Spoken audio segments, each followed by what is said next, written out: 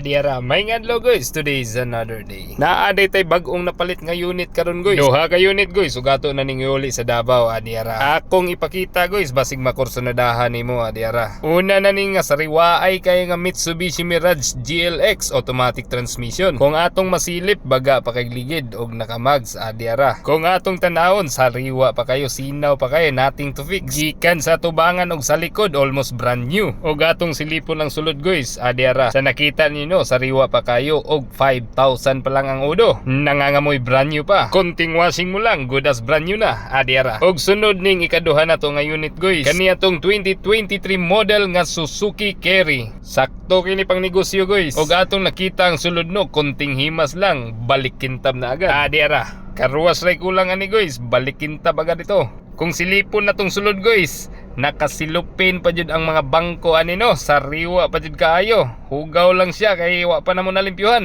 Diara. So ayun guys, basig interested ka ani guys, i-PM na ko sa Jurim Cars Davao, Diara. May ngadlaw guys.